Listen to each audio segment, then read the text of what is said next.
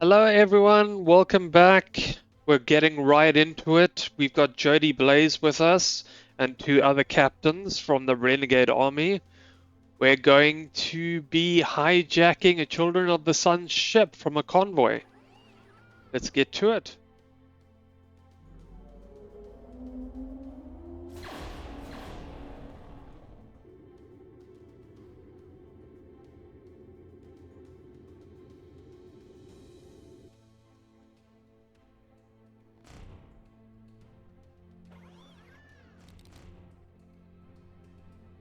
We have arrived. According to Captain Markel's information, the Children of the Sun's convoy will soon pass through this sector. Copy that. Is everything ready, Data?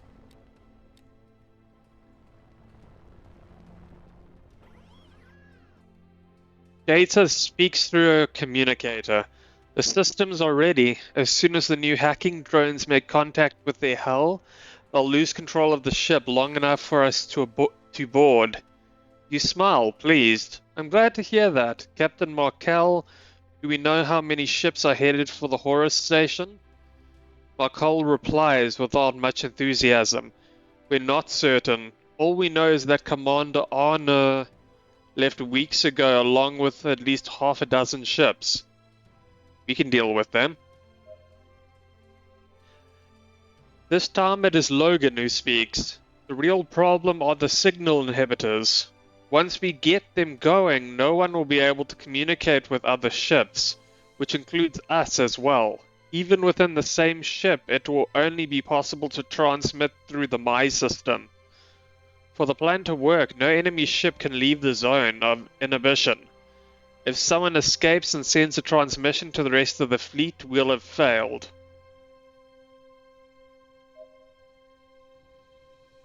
Volknen chimes in. Schmidt and the others will hack the ships. We'll cover you and destroy anyone who tries to flee. Once we're done, we'll proceed with the boardings. Alright. We'll have no way to communicate with each other, so you'll have to access the command room and re-enter the new credentials that we've sent you manually. As soon as we've received validation from all three ships, we'll deactivate the inhibitors. The captain's nod. It looks like everything is ready. Let's get to work. May should let you know when the hack is complete, so during combat you should only worry about enemy fire, Cap. All right. Once we board the enemy ship, stand by for our signal. None of you leave the hold until we're out of danger. Is that clear? Crystal.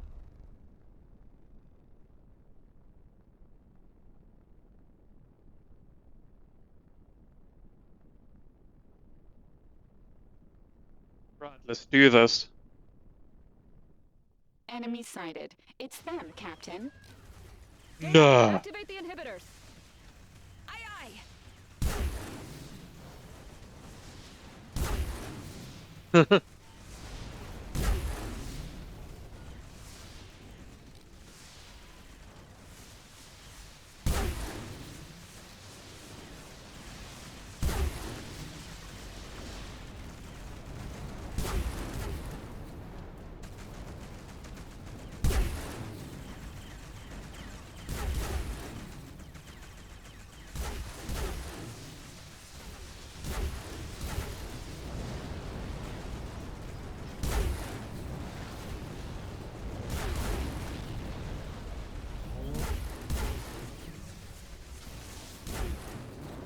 Fine. How are Logan and the others getting on with the drones? Almost ready. As soon as they have a good position, they'll proceed with the launch.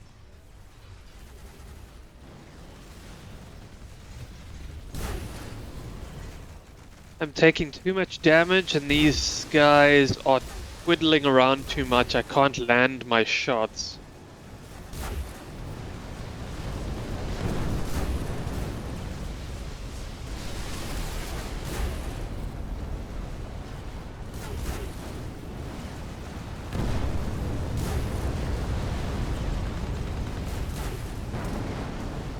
Drones launched, Captain. We're awaiting confirmation of contact with the enemy.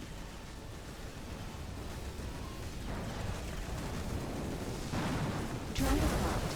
The team is initiating the attack, Captain. Logan says it will take a few minutes to neutralize their protocols. Copy that, Mike. We'll give you the time you need.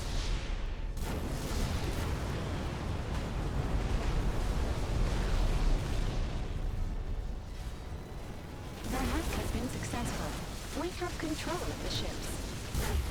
All right, we'll finish off the remaining enemies and proceed to board. Copy that.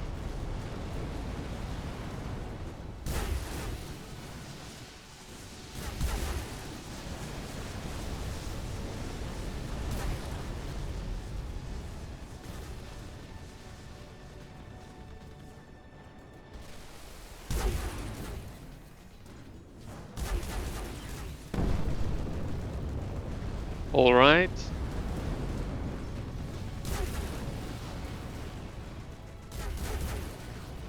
That was the last one. Mike, Yay. alert the rest of the crew to proceed immediately to the lower deck. We're going in. Aye, aye, Captain. Initiating boarding protocol.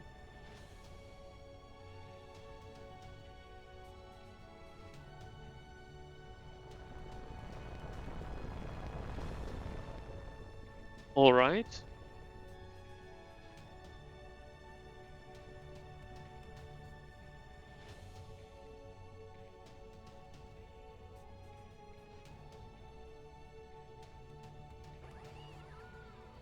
You check that everything is ready and nod to Miller, who triggers the boarding bridge to open. All crew members have taken up defensive positions, prepared for crossfire that is about to take place. Let's go.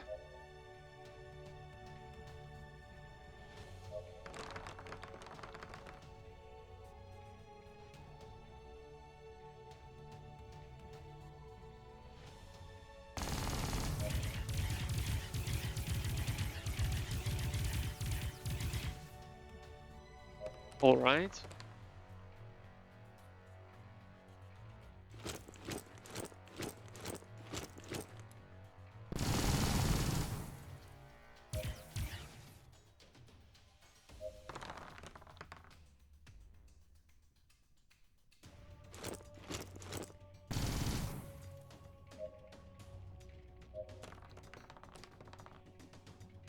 And that's that.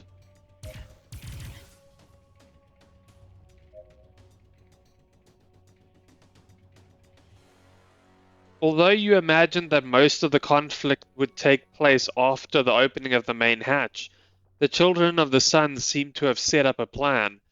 Hidden and taking advantage of the fact that you do not know the ship, several groups of soldiers try to ambush you to lead you into dead ends and prevent your progress towards the command bridge.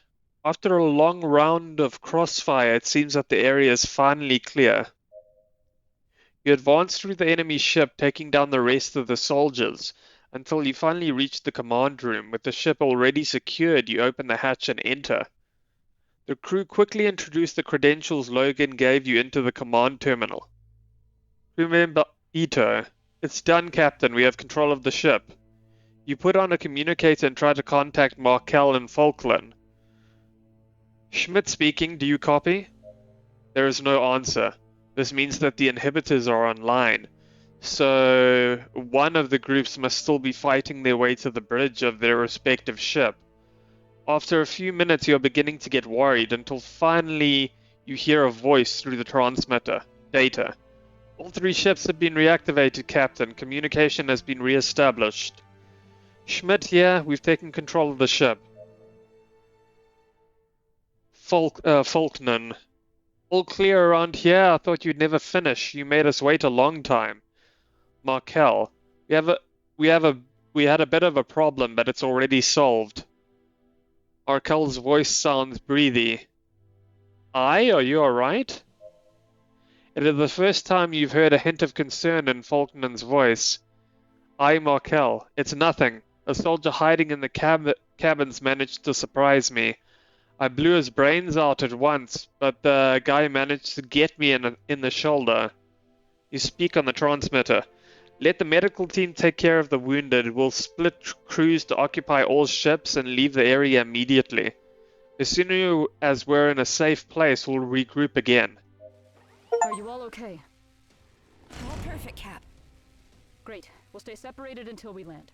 Then we'll transfer all the devices to this ship and start modifying the IDs. Roger that.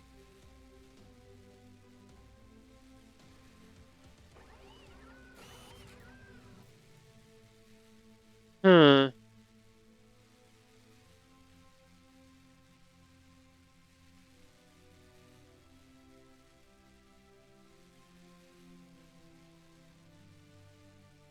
Okay, well that's something. What do I have here? Oh, the overcharger. Okay. Okay. Done.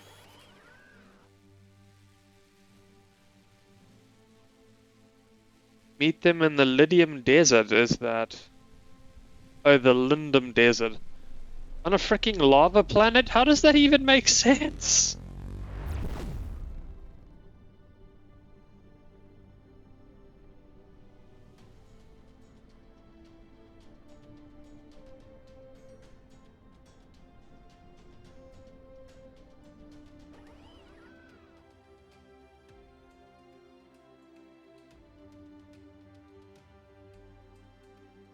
As soon as you land, the crews disembark. Falknan runs through the men looking for Markel. Falknan, a soldier, where is your captain? The man straightens up. Captain Markel is being treated in the sick bay, sir. Is she all right? The man looks silently at Falknan.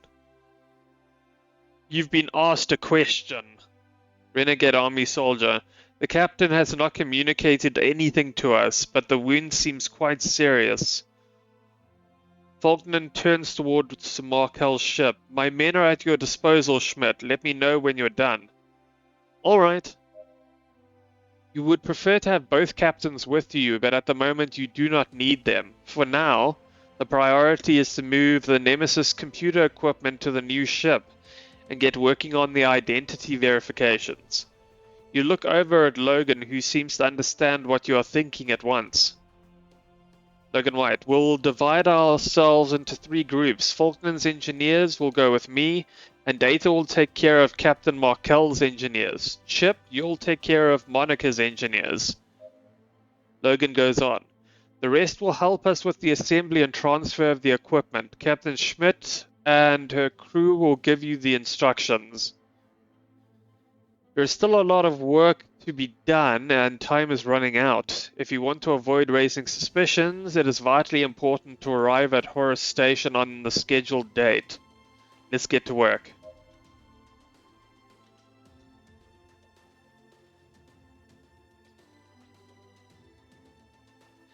Data takes a long draught from her bottle. Ready to go! Several days have passed since you landed on Lindum, and although the modifications to the ships have been made in record time, you are already behind schedule. The longer your arrival at the station of the Children of the Sun is delayed, the more suspicion you will arouse. Is that all? Data. I think so. Chip, can you confirm access? Chip nods, smiling. Got it. We're done, Cap. You speak up.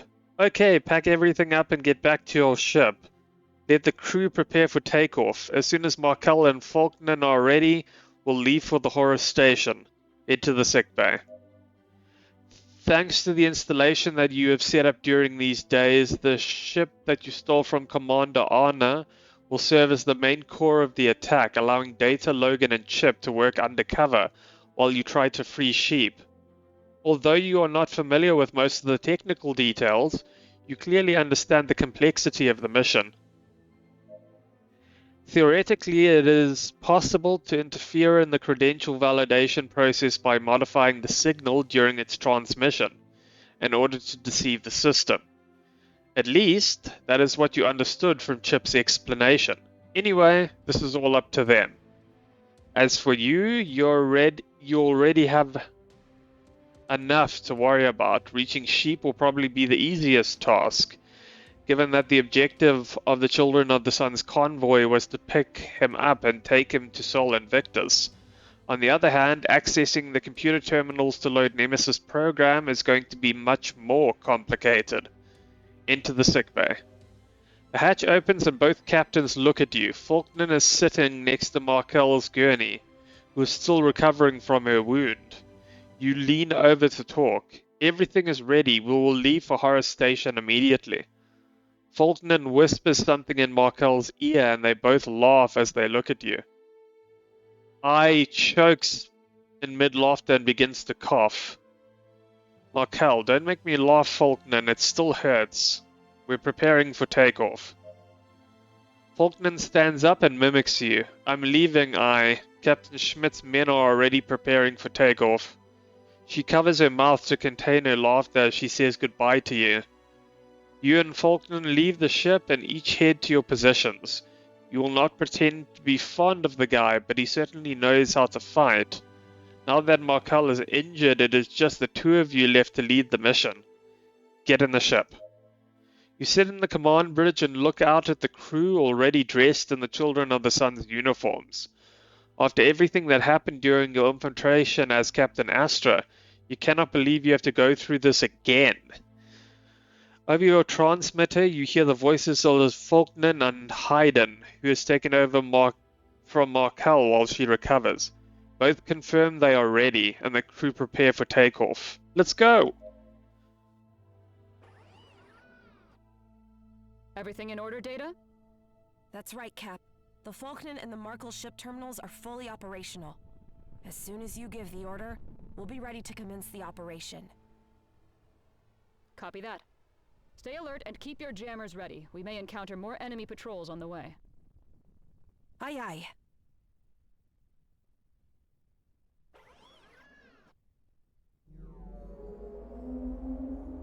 Right, let's get this over with.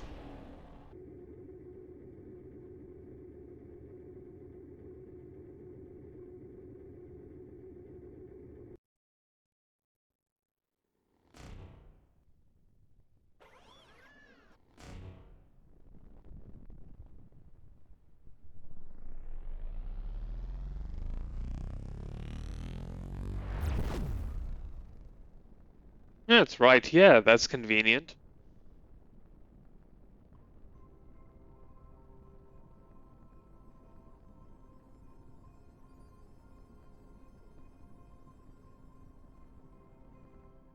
Control Tower, this is Commander Arner. We request mooring permission. We have been expecting you, Commander. Please proceed to the assigned docks. Is the prisoner ready? Captain Witcher has already been notified of your arrival. He will meet you himself and update you on the situation. He better hurry. The Emperor has demanded his delivery to Sol Invictus as soon as possible. Roger. May the sun light your way, Commander. Uh-huh. I'm guessing this is gonna go wrong too, just like everything else so far.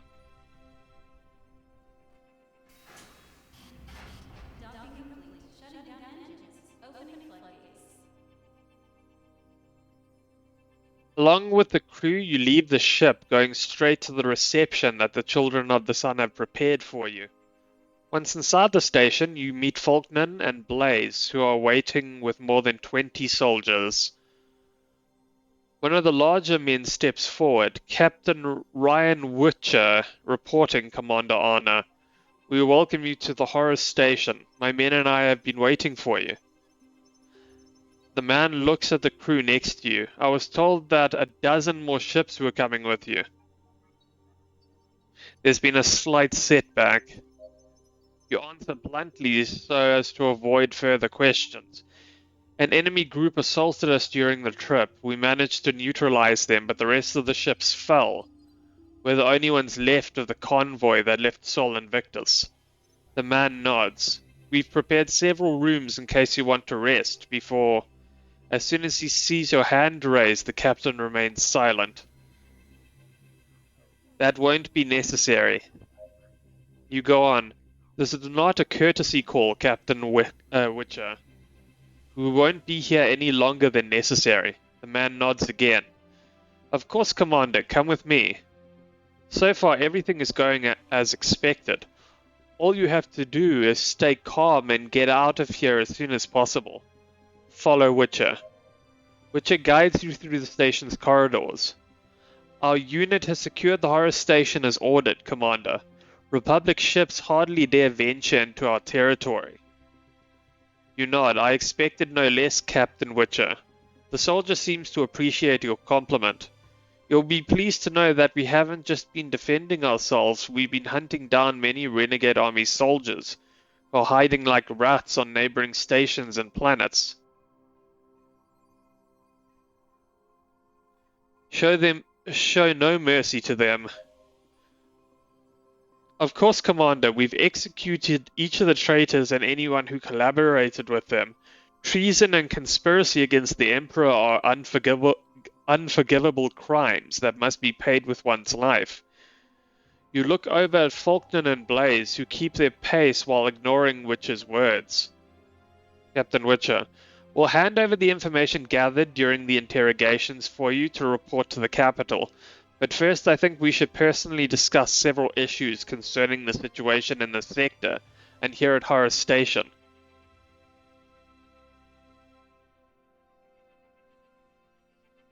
Captain Archer will listen to what you have to say. You go on. He shall inform me of the situation during the trip back to Sol Invictus. Our top priority now is to bring the prisoner before the Emperor.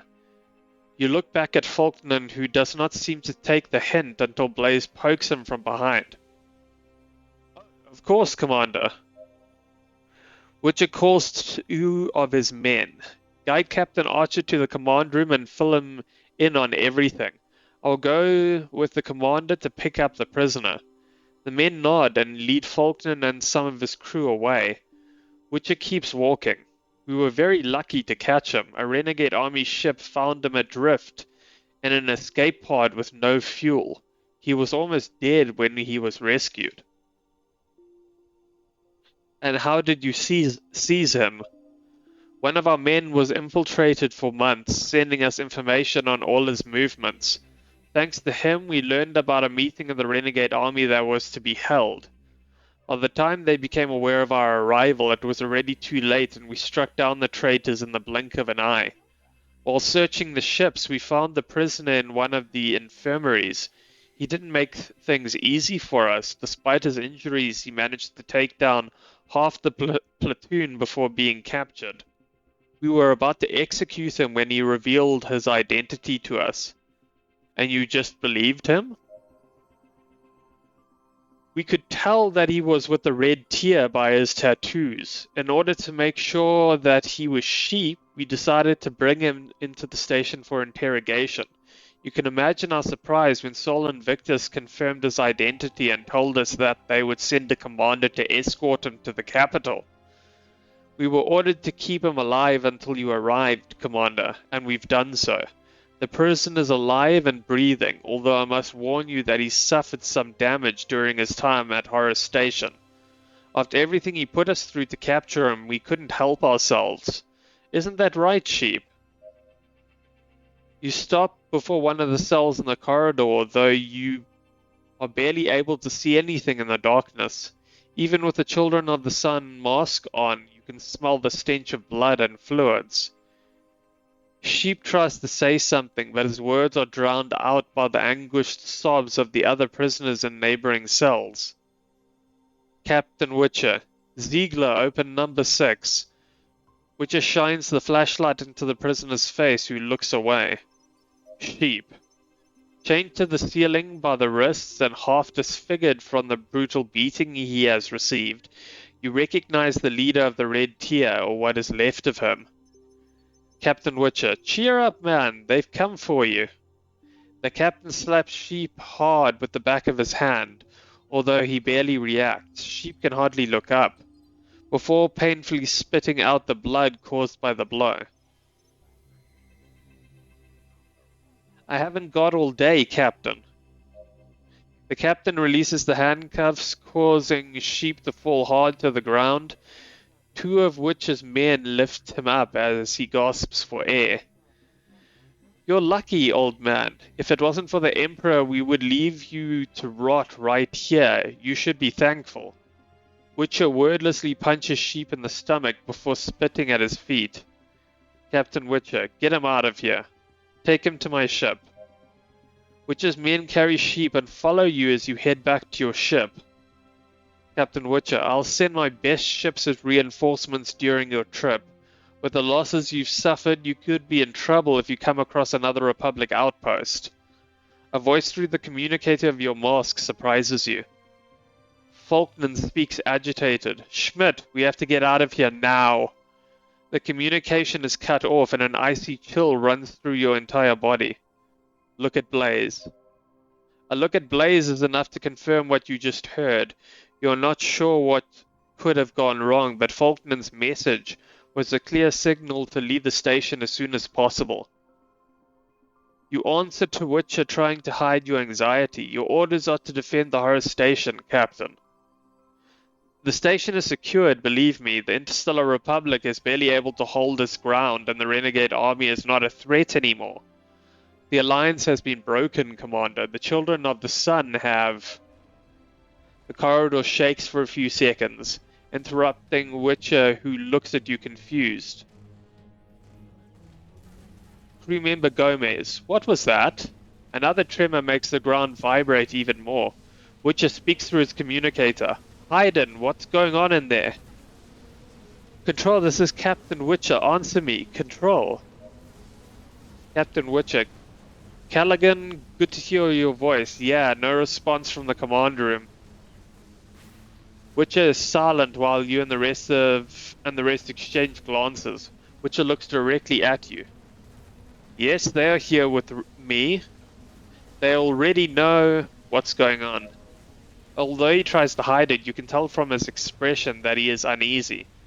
There are about 20 enemy ships outside, ready for an assault. We've lost contact with the command room, and defense protocols are down, which seems to indicate we've been sabotaged. You look at each other, waiting for some kind of reaction.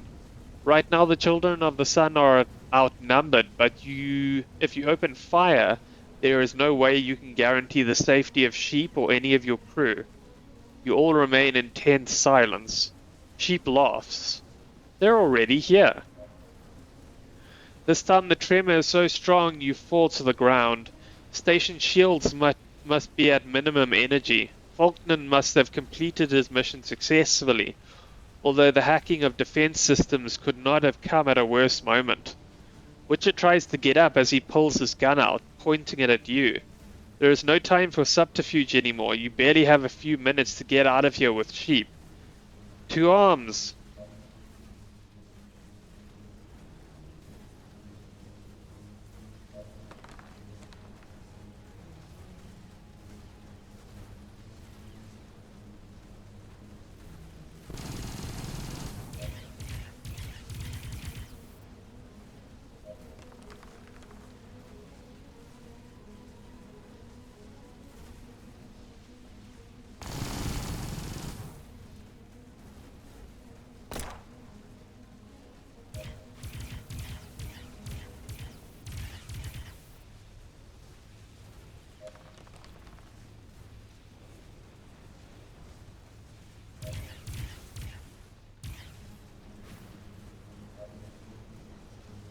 Okay, I must remember to heal all those people once we're out. Despite the difficulties, your group has the upper hand and quickly wipes out Witcher's men, leaving the captain on his knees, hands raised in surrender.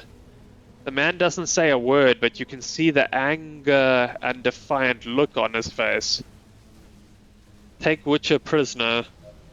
Just as you put the gun away to take him prisoner, a shot goes through Witcher's head, killing him instantly. You follow the direction of the shot to Blaze, who is holding the gun up, still smoking. Blaze looks up at you. We're running out of time. Stay together and help the injured. We must get Sheep to the ship. You look nervously among your crew and the corpses in search of the Aquinian, but there is no sign of Sheep. We have to find him.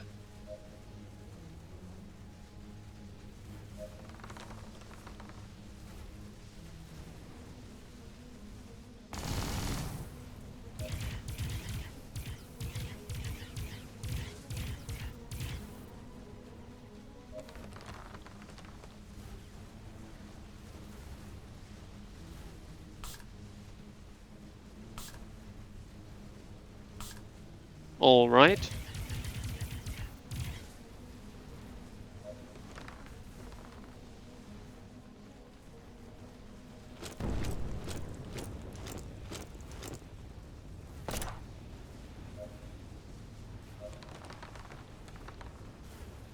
And that's that.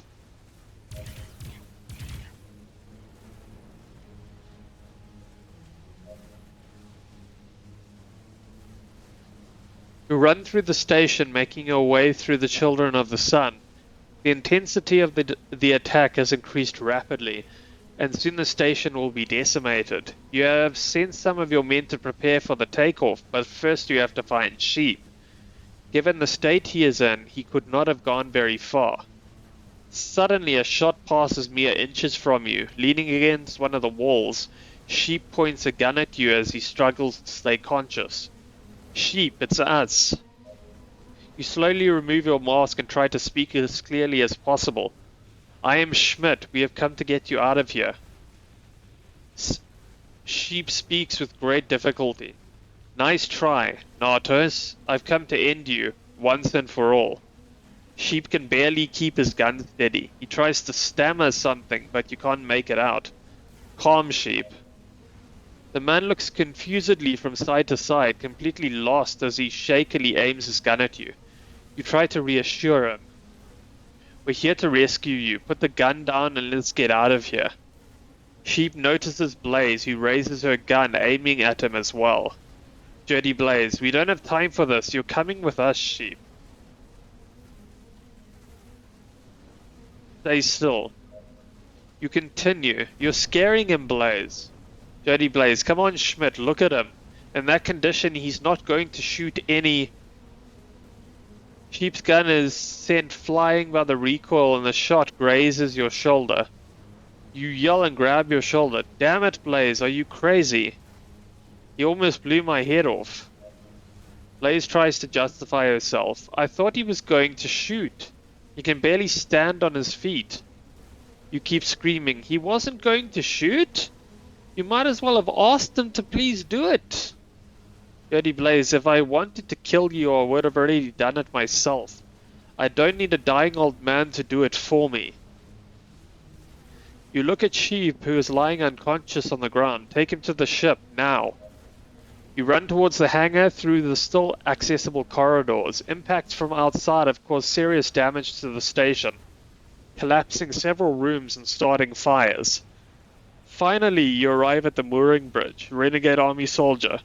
Hold your fire, it's them. Several of the men run to help you with Sheep, while Wagner makes his beeline for you. Wagner, where are the others? Private Adam Wagner.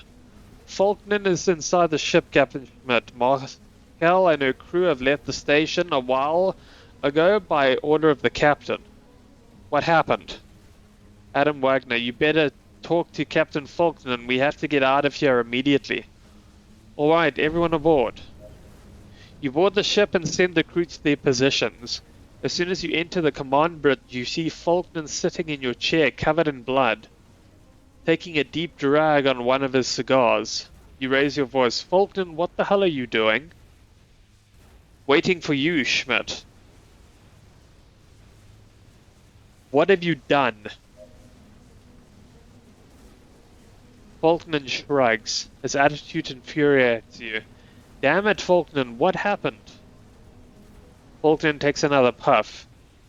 You know, we killed some guys, we installed the program, other guys showed up. The fact is that before we even noticed, we already had about 20 Aquinian ships surrounding the Horus, and half the station after us. I warned Markel to get out of here, and I decided to come to your ship to secure an exit point.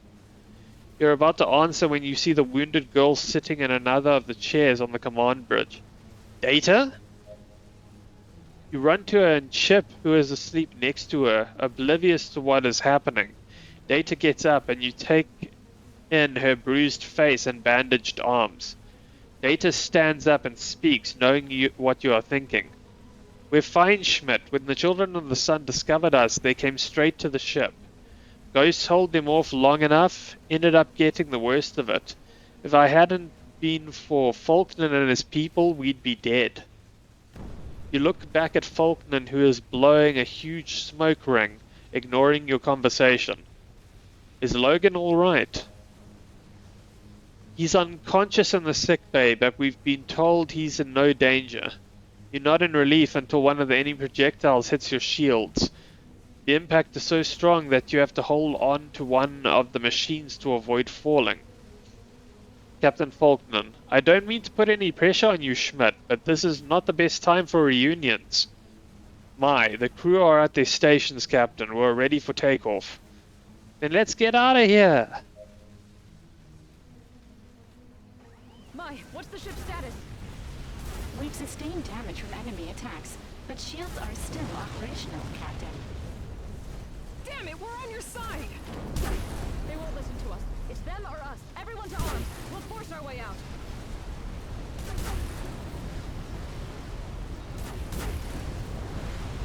Get the warp engines ready. I would have to leave the ship fully exposed to calculate the warp to another sector.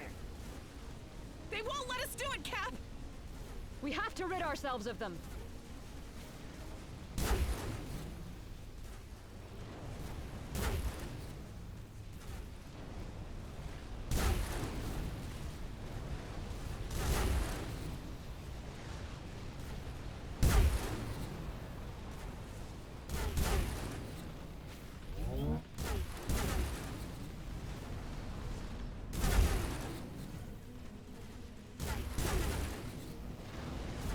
More enemies? We have to get rid of them!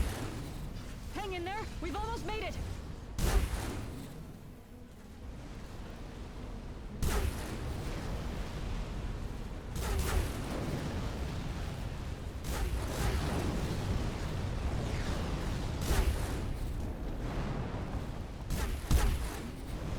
We're ready. Mike, get us out of here.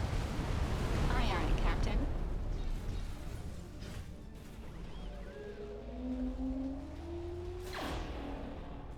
Oh dear, that was dicey.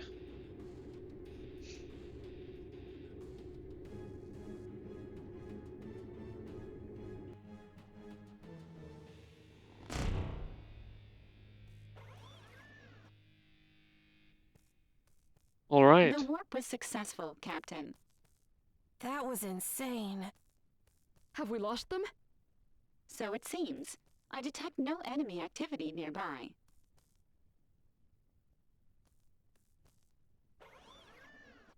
The mission was successful, but once again you have barely made it out alive.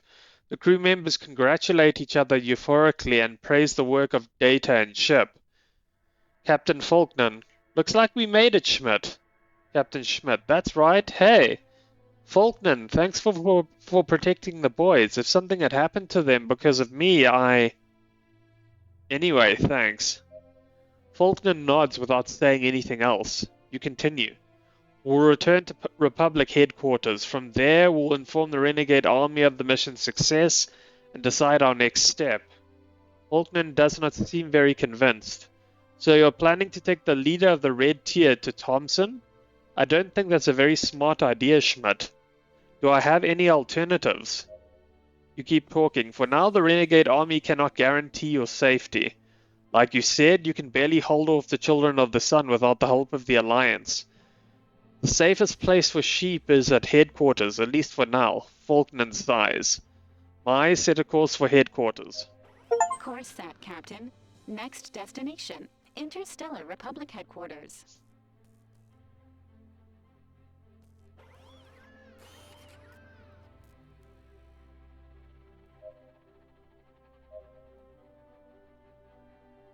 Alright.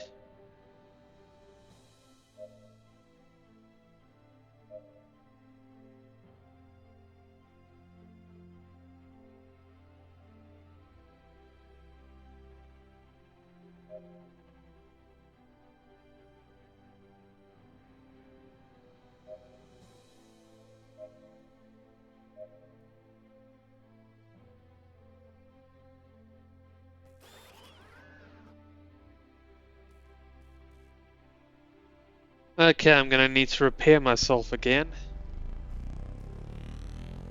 Can't guarantee I'm not gonna get intercepted multiple times along the way.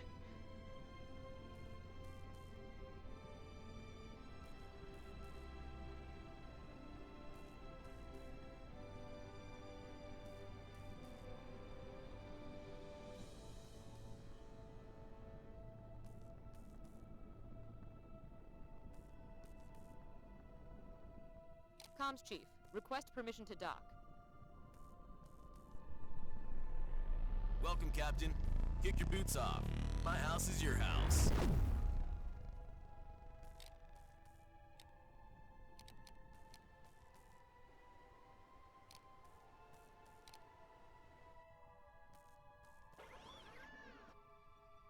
Okay, a quick repair and then we're off.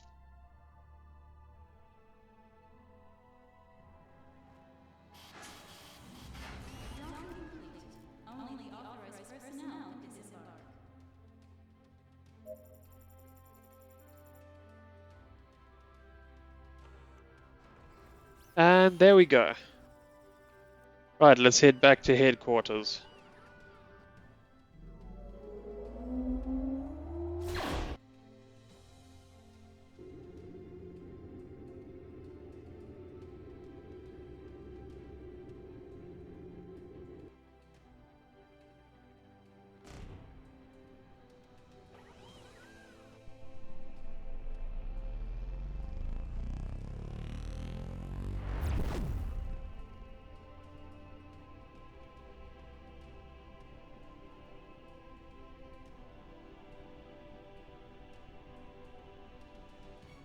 They are jamming our engines. How did I know that was gonna happen? Activate the shields! All hands to battle stations!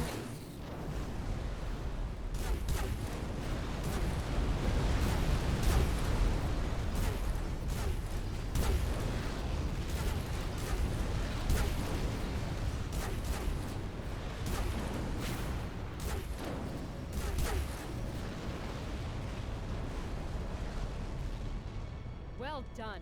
Send a damage report to my terminal immediately. And moving on.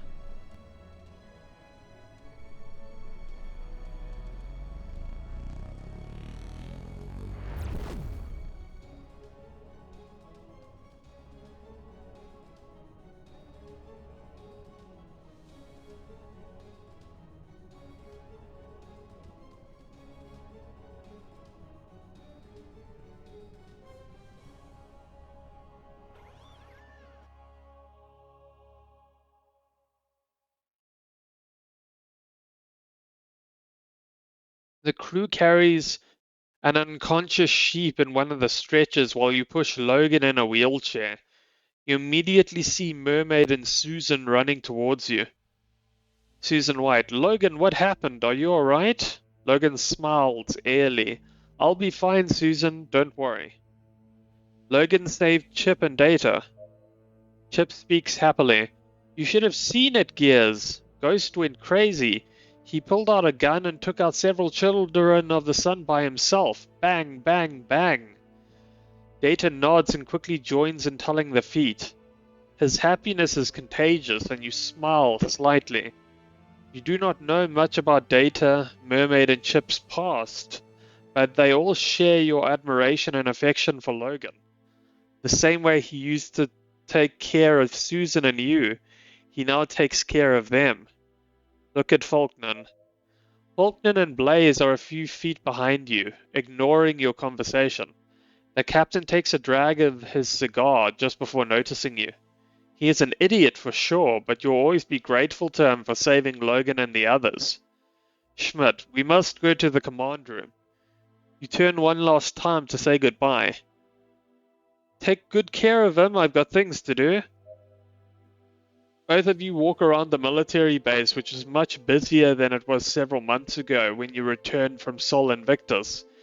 You finally reach the command room where you find a large table at which several of the Interstellar Republic officers are seated. One of them runs up to greet you. Jesse Bradley.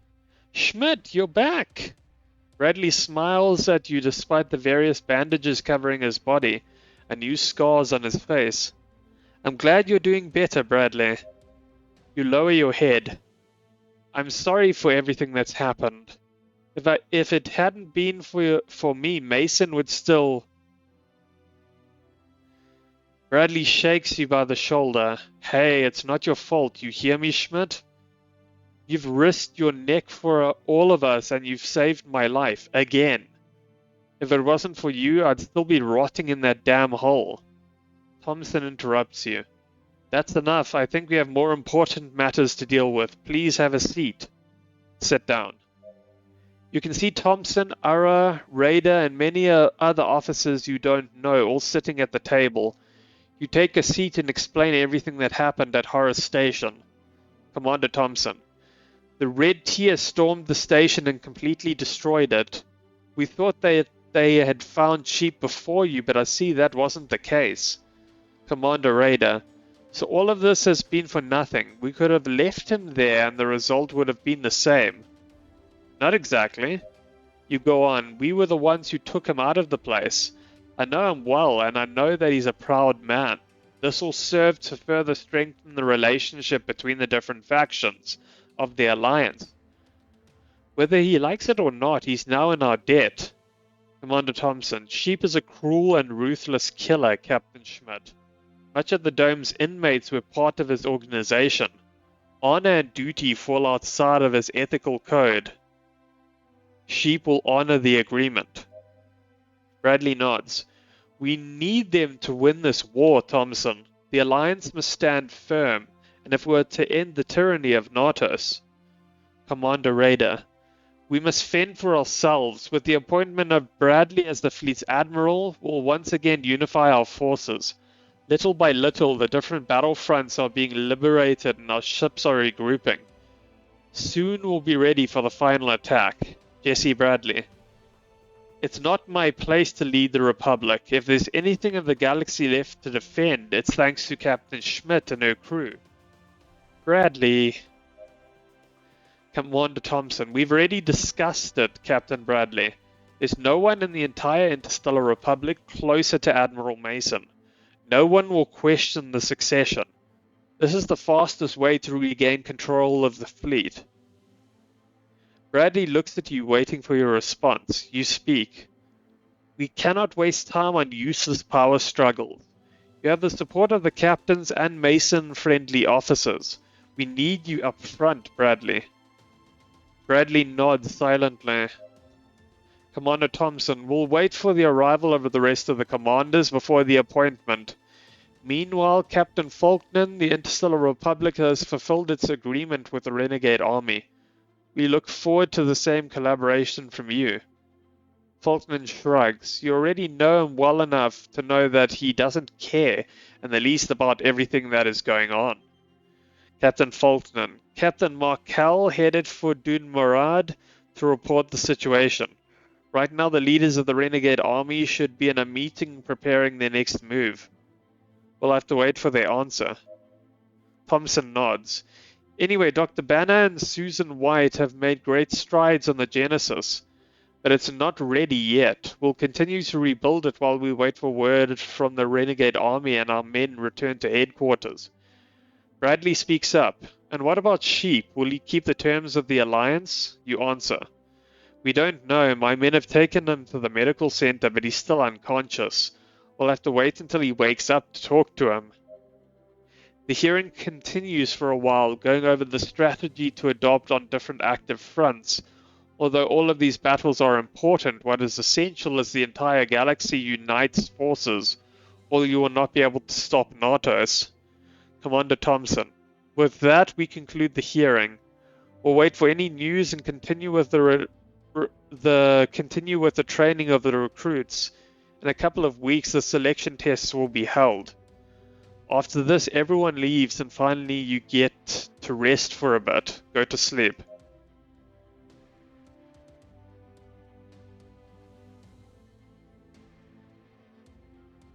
You and the crew enter the pavilion and the crowd roars with excitement. Everywhere you look, you see captains and crew members cheering and chanting impatiently for the event to begin. The place is packed, which is hardly surprising. In just a few minutes, one of the greatest events of the Interstellar Republic will begin, the selection trials. After months of training and hard work, the time has come to put the best recruits to the test to determine their future within the fleet. Take a seat. The system is simple. After passing the academy, the graduates with the best records from different groups, headed by the aspiring lieutenants, The objective is to form provisional crews to compete in different simulated environments. Close combat, special operations, space combat. All of these tests are performed in front of captains and high-ranking members of the Republic, who may later officially request the candidates to join their ranks. The lieutenant's candidates, in case of being promoted, will have their own ship and crew to serve under the officer who has requested them. After training and with the approval of their superior, the lieutenant can finally be promoted to captain and operate independently. Do you see Jackson? Out of all the participants, lieutenant candidates are always the most sought after. Part of the glory they achieve in their future career will also be attributed to their mentor, increasing their influence within the fleet. The groups start to leave and greet the audience amidst cheers. Memories of your selection test come to mind, and you are glad to have gave into your crew's entry. My apologies, I'm reading too fast. And you are glad you gave in to your crew's entreaties to attend. Besides, you would be lying if you said you were not curious to see young Jackson's performance. Crew member Miller. There he is, that's him, right? That's him. Patrick Jackson is leading a group of 9 crew members. Although his training has been most irregular, you have full confidence in him. Jackson has been fighting the Children of the Sun with you in the worst battles. His experience is greater than that of many captains now waiting expectantly for the show to begin. The rest of the groups continue to come out and march in unison towards their positions. Behind you, you hear the laughter of Gomez. Captain, you need to see this. Turn around. Gomez passes you the handheld terminal where Jackson's file appears. Right next to his name, you can see a comical photo of Jackson in uniform with a jovial grin from ear to ear. Miller holds back laughter. Really intimidating. Also, what have they done to his hair? Admittedly, it is hard to look good in these types of documents, but Jackson's photo is by far the most hilarious. You keep scrolling down to see his academic record and the crew laughs again. Although Jackson has exceeded the average required to sit for the test, his grades place him at the bottom of his class. Sigh. You should have known, although the rest of the scores are quite high, his academic grades are dismal. You cannot blame him, considering his past. The fact that he has made it this far is amazing. Not bad for a poor orphan raised on the streets of Zaya. The opening ceremony comes to an end and the hopefuls climb into their simulators. Although commercial simulators manage to be very realistic, military simulation technology surpasses them by far. Physical endurance, speed, strength, all of the candidates' parameters have been scanned for the indistinguishable reproduction of reality. As soon as the program starts, the candidates will fall into a deep trance, only to wake up incarnated in an avatar of themselves identical to the real thing. It's starting.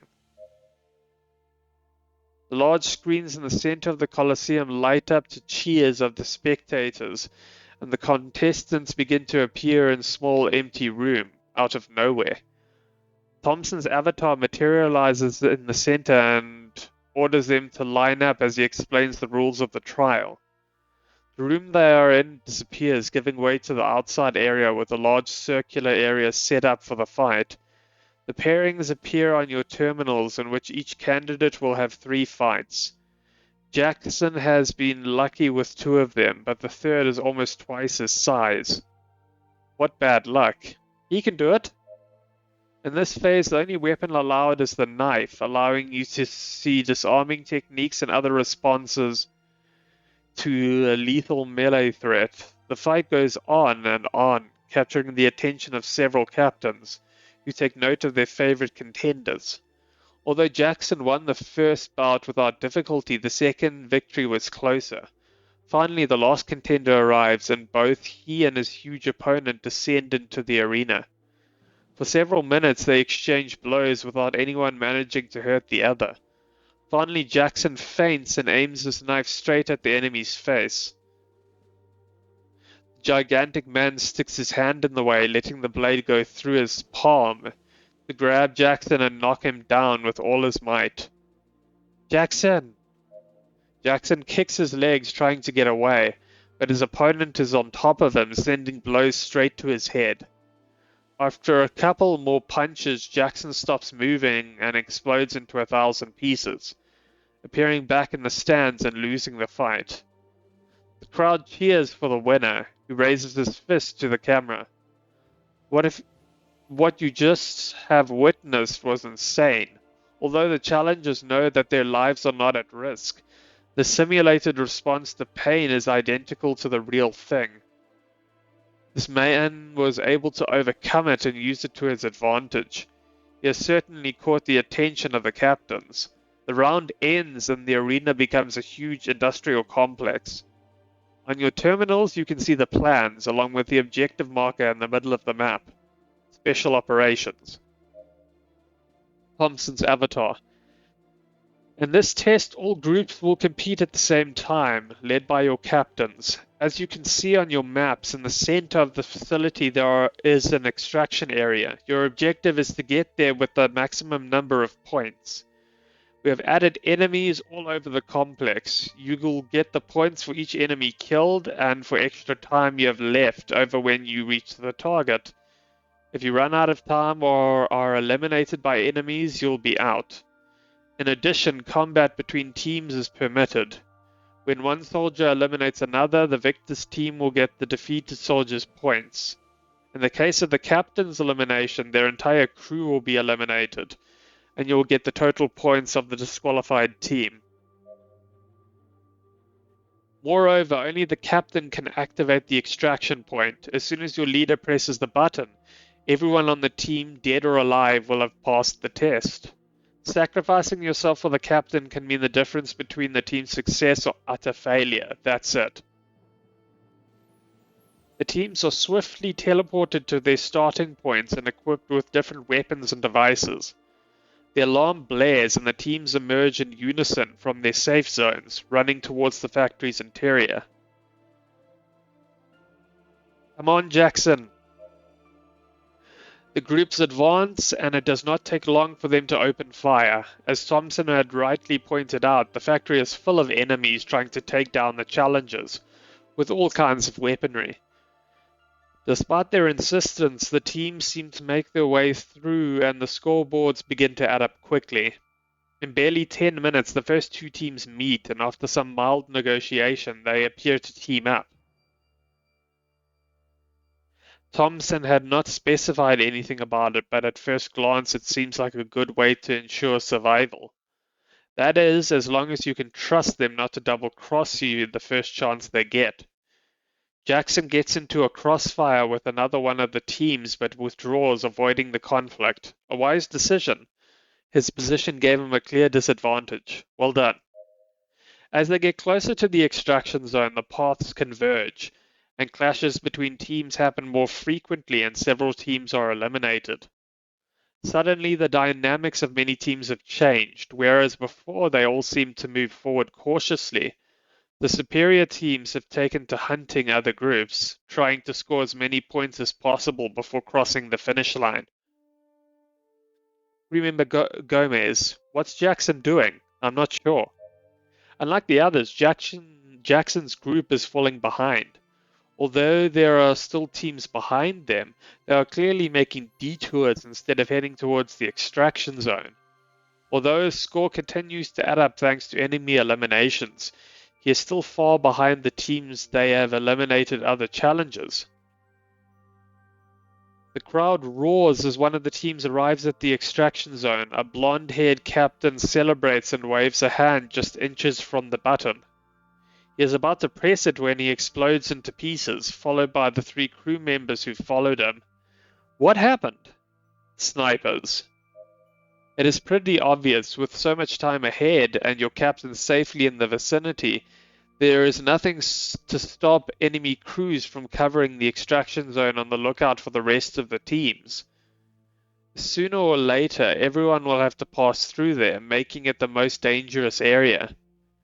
Time keeps passing and there are fewer and fewer groups left. Those who are not hunted by the strongest teams fall to their allies, who betray the others to steal their points just before passing the test. Jackson has already crossed fire with several teams, managing to eliminate a captain and several crew members, but he still is quite low in the rankings. Through one of the hatches, his group reaches the central room, where the rest of the teams are waiting, firing non-stop. Jackson and his crew manage to take cover several meters from the extraction point, but it will not be easy to reach it. At least 5 groups have taken up positions. The team's score is still low, but if Jackson's idea is to try to get the rest of the points by taking on the other groups in the area, he has his work cut out for him. The moment anyone peeks out their head slightly, it will be turned into a sieve. Ignoring the gunfire, Jackson and the others group up and get to work on something that you cannot see on your terminal cameras. What are they doing? Jackson's crew takes off their communicators and inserts something into their ears. One of the crew's hands a small remote control to the young man, who slowly stands up ready to leave. The others each grab flashy bright yellow grenades, which you recognize instantly. The camera focuses on Jackson just before he presses the remote in his hand, and in less than a second the room is completely dark. Now only the flashes of lasers allow you to see Jackson's silhouette emerging from cover and running down the center of the room towards the extraction area. Crew member Miller, he's not going to make it! You better cover your ears. The stun grenades launched by its crew detonate, causing a blinding flash and an overpowering screeching sound that makes even the audience at the event put their hands on their ears. The M341 stunners were designed for outdoor combat, and yet they were truly unbearable. In an enclosed metal space, they must be much worse. Now you get it. Jackson's group was not taking a detour. They were studying the power installation. You're not quite sure when they set the inhibitors, but they have managed to cut the power to the main room and several adjoining rooms, allowing them the element of surprise. That's not all. Although the darkness would serve to confuse the enemy for a few seconds, many could activate the flashlights of their weapons, have night vision or heat vision, or shoot blindly hoping to land a shot. However, the direct flash of the M341 in flat darkness together with the infernal sound of the detonation would undoubtedly incapacitate the shooters long enough. After several seconds of darkness and confusion, the light comes back and all cameras point to Jackson in the middle of the room, pressing the button. Instantly, red letters pop out of nowhere and proclaim, "Mission complete. Well done, Jackson." The crowd erupts with excitement. Instantly, Jackson and his team are transported to the lobby, where they embrace each other in celebration. He had done it. His score is far from the record, but he still managed to complete the mission and, for a few seconds, stole the show from the other contenders. No doubt he will be showered with proposals from renowned captains. Crew member Miller, that was awesome. Did you see that? His score may be low, but he hasn't done a bad job. He's done much more than that. You cannot help but smile when you see Jackson's team's score. That idiot has not given a damn about the points since the beginning of the test. Knowing him and seeing his results, you're absolutely sure of it. Throughout the entire test, Jackson has only had one thing on his mind. Below his total score, the breakdown of the operation appears, showing enemies shot, times, shooting accuracy. It is the last line that you have to reread several times to believe it. For the first time in the entire history of the Republic, a team has passed the Special Operations test without suffering any team casualties. The test ends after the time has elapsed and the remaining candidates are transported with the others. Of the more than 30 teams, only 12 have managed to complete the test successfully. Although failure of the mission does not rule out one as a candidate, it certainly has a bearing on the nominations one will receive once the trials are completed. Of the 12 successful teams, Jackson's team score is listed as 8th best. It may not be outstanding position, but you are sure that they have stood out more than many of the teams above it. After a short break, the trials continue, and Jackson remains among the highest rankings until the end. The selection trials end, and after the closing ceremony, you and the crew leave the pavilion, commenting on the highlights and discussing the most eligible applicants. Gomez continues to recount Jackson's victory in the Special Operations trial, effusively as you reflect silently. Jackson has become a worthy soldier and has more than demonstrated the values that a captain should stand for. The boy has grown a lot since you picked him up at Zaya. You could not be prouder of him.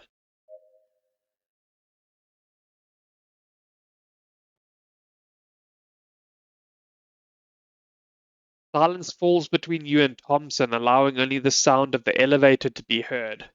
I don't understand, Commander. Why me? Thompson shrugs. I don't know either, Captain. After the liberation of Sheep, the attack on Dunmarad is imminent.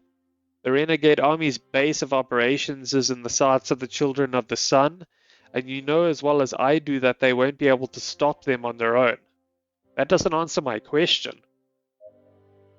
The Renegade Army demanded it. They're willing to maintain the alliance and support the attack on Sol Invictus if you're the one to lead the reinforcements. You don't know what to say, so Thompson continues.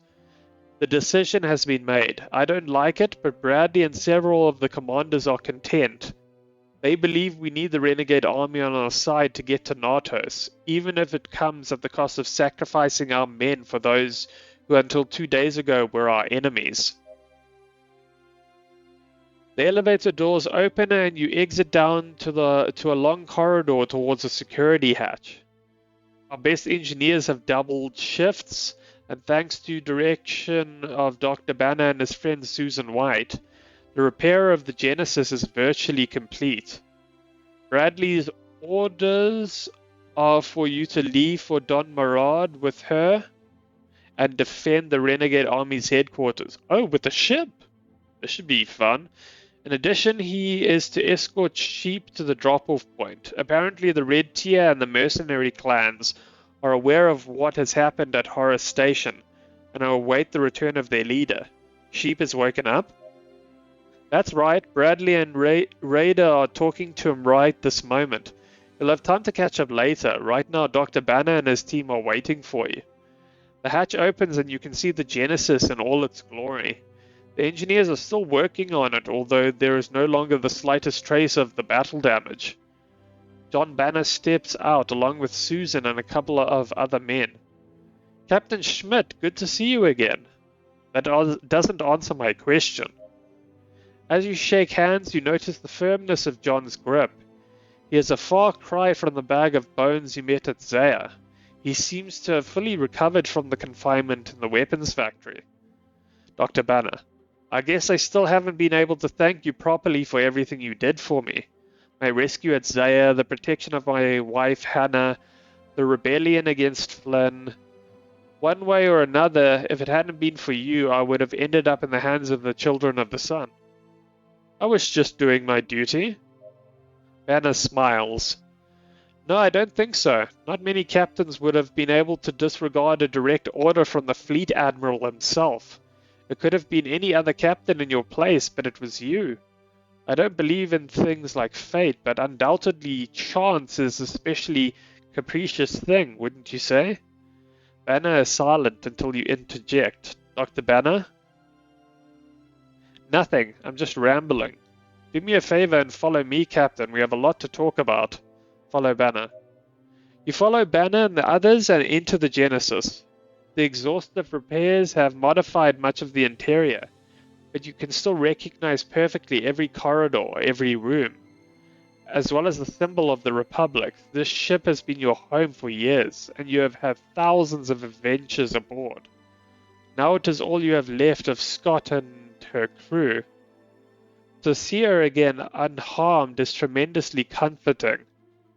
Dr. Banner, it seems I'm not the only one for whom this ship brings back memories. That's right. You continue. It's funny. When people think of the Genesis, they all think of the symbol of peace, of her military might, of the incredible feats Scott and her crew accomplished on board. You know what comes to mind for me? The continual restarts of the heater while you showered, the hellish screeching of the plumbing, the strange taste of our coffee pot. Gosh, everyone hated that damn coffee, but Scott, she'd go ballistic if anyone suggested changing it. Banner smiles. Tell me, what am I doing here, Dr. Banner? Banner's expression turns serious. Thompson informed me of everything that happened in Sol Invictus, Captain. Now that Nartos is one of the cores, we are at a great disadvantage. Vanlith and his team face a huge technological challenge, but sooner or later they'll succeed in reproducing the two remaining Hydra cores. And then all will be lost. How much time do we have? Banner shakes his head. Impossible to know. The memory extraction Vanlith was conducting in Sol Invictus will have made it much easier to reproduce the rest of the cores. I don't know how much information they have at their disposal, but we can't wait any longer. Memories of your last battle with the Emperor come to mind. I have seen what Nartos is capable of. It may already be too late. Banner looks at you thoughtfully. What if I told you we still have a chance? Scott's core, is it repaired? Banner's eyes. I'll be frank, Captain Schmidt, we're at an impasse. Miss White and I have run dozens of diagnostic tests of the core and its architecture, and while the rest of the systems appear fully functional, the personality matrix readings are especially unstable. One look at your face prompts Banner to proceed with the explanation. This is the set of subsystems that make up what we might call the rational part of the My system. Memory, emotional response, logical capability, a lot of intricate processes that differentiate my cores from any other interface. In a standard system, it's already a complex technology, but in the case of Hydra, it goes a step further. And they can't do anything about it? I could do it if it were a common core we were talking about, but I'm afraid in this case it's not that simple. Hydra only responds to her own will.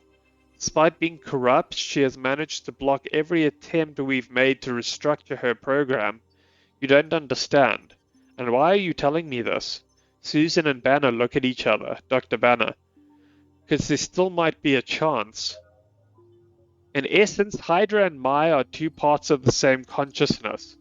The former functions similarly to the human subconscious, managing primal and instinctive processes. By contrast, Mai is the rational and logical part that maintains control and stability of the system. Both parts are codependent and cannot exist without the other. Hydra is perfectly capable of adopting a new personal interface, integrating new registers and system memories. If we could get it to assimilate an identical reproduction of its My core, the system would become much more stable and manageable. So what's the problem?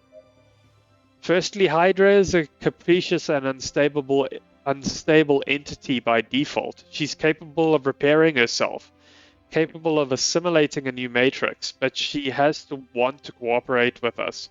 So far, she's rejected everything we've tried. Secondly, even if we succeed, this will be nothing more than a stopgap. The bond Mai has with you and your crew is what will keep Hydra's destructive instincts at bay. This will buy us some time, but I don't want to mislead you, Captain. No matter how strong the core's self-control has become, sooner or later it will give in to its dark side and lose all semblance of logic and reasoning. Do we have another alternative? Banner smiles. You may not understand the technical details, but it is all clear to you. It is risky and there is little chance of success, but there is no other way to stop the Children of the Sun. Banner hands the core to Susan, who separates from you on the way to the lower deck. Dr. Banner, that is why I have sent for you, Captain Schmidt. Our attempts to access the core have failed miserably. You're our last hope. Me? Banner nods. No one else can reach the rational part of the core. Hydra feels total apathy towards me and any engineer who tries to manipulate her. It was different with Scott, though maybe because of the time they spent together. But Jane always knew how to keep her under control. You lived with her for years, Captain. If she won't answer to you, she won't answer to anyone. The bridge hatch opens and immediately images of Scott and her crew flood your mind. Although some of the equipment has been upgraded, it still looks identical to what you remember. Your eyes scan the place until Banner invites you to sit in the captain's chair. Dr. Banner, okay, Captain, are you ready? Nod. You may initiate, Miss White. We're ready now. The terminals turn on and you look at Dr. Banner in surprise. The program starts up, displaying the ship's status, and the indicators begin to climb to the correct values. Everything seems in place until a rumble under the floor causes you and Banner to grab hold of each other to keep from falling. Susan speaks into Banner's communicator. Dr. Banner, it's starting. What's happening? Something's wrong. The values begin to dance back and forth just as the alarm sound echoes through the room. Amidst the chaos, the communicator beeps again. I'm pulling the plug, Dr. Banner. Dr. Banner, don't do it, Susan.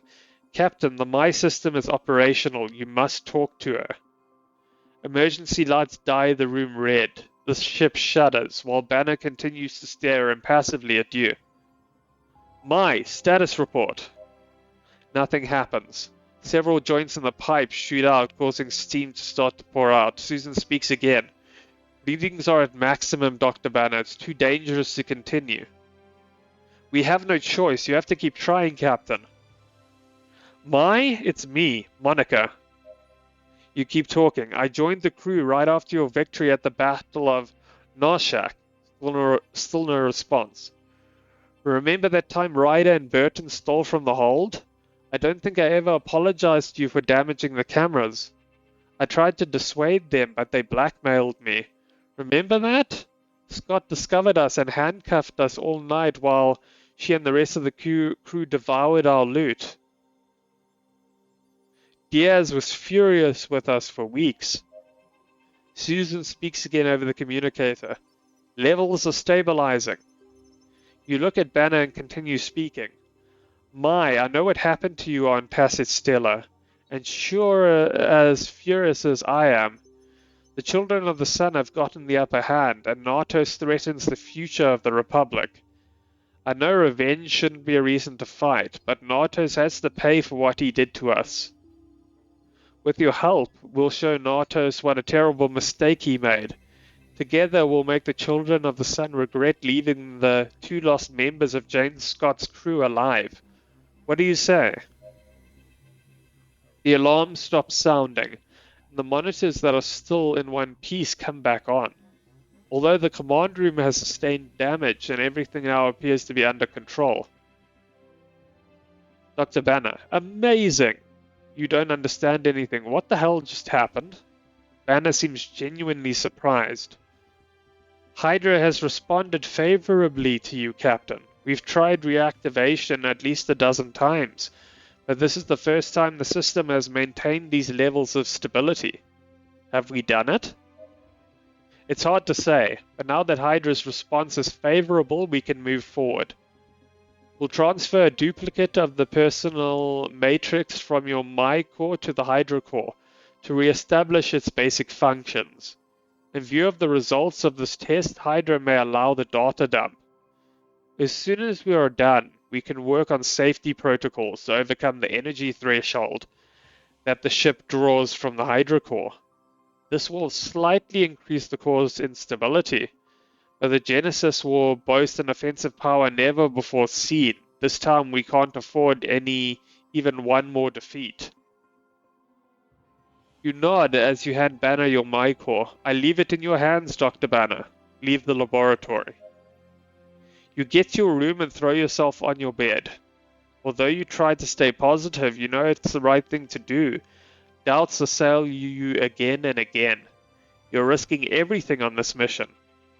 The event that Hydra rejects the duplicate interface on your MyCore, you will have lost any chance of confronting Natos. Even if it goes well, you and your crew will be aboard a bomb that could go off at any time.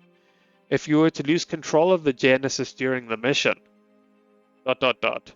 Right now, there is nothing you can do about it. So it is best to get some rest. In the morning, you will inform the crew of the situation. Go to bed.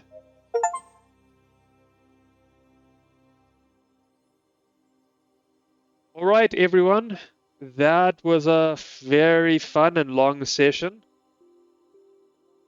There's so much to go over in my head, but okay, so we rescued sheep. We didn't end up killing Jody Blaze for throwing a tantrum in the middle of a mission.